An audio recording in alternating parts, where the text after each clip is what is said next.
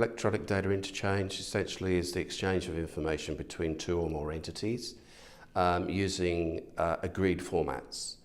Formats being obviously the file format, which is the fundamental thing, but also the content of the message has to be agreed as well.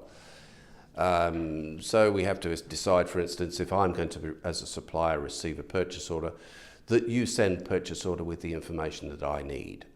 So I need to be able to uniquely identify the product by way of a barcode or what's called a GTIN, or identify your entities involved in the trade. That is to say, you're issuing the purchase order, but you might not be actually receiving the order. So we need to uniquely identify the entities involved, including the supplier.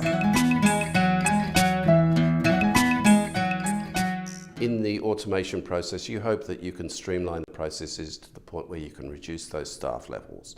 Now, reassigning them to other tasks would be a perfect way to tell their story. Sometimes, of course, those positions aren't needed anymore. But if you could reduce your staffing levels in procurement from 3 people to 1 person, and you had 100 hospitals in your group, you could see the return on investment immediately. I mean, procurement and accounts payable processing, which are all a part of this process, are a very labour-intensive function. So what has to happen is reduction of staff levels in order to actually receive that return on investment.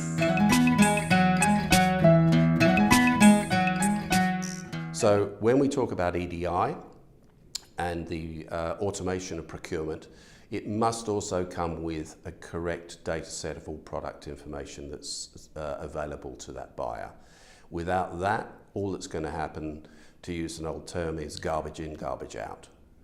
An automated process that has the involvement of human beings is not an automated process, believe me.